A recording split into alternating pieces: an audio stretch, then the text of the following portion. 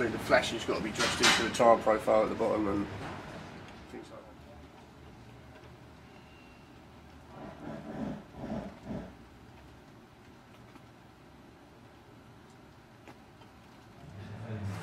that. Yeah, how big it's normally 600 miles. Yeah, that's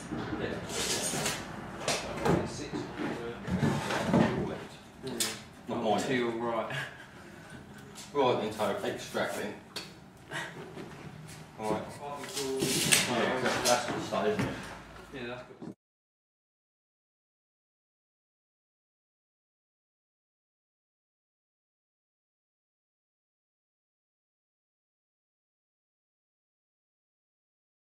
One of the key areas of heat loss in any building will be the windows. It's worth noting that if you're purely looking to change your windows so that you can reduce energy consumption, it's not a particularly economic thing to do. For instance, replacing single glazed windows with double glazed windows can take sometimes up to 90 or 100 years to repay that investment purely on energy terms. But we all need windows to keep burglars out, to keep safe in the house, to reduce noise from the street. So there are many reasons to do that. The windows at 12 Cambridge Gardens did need replacing, and on that basis we wanted to make sure we were true to the ethos of the project, and we appointed a local joinery contractor to manufacture and install the windows. So Foxcoat Joinery were appointed to that task. Being in a conservation area, there were certain constraints on what we could do. For instance, we weren't able to incorporate any renewable energies. But we were able to conserve the beautiful timber sash windows by incorporating a special conservation compliant double glazing unit. So we achieved overall with the building an energy performance rating that was higher than most new build buildings.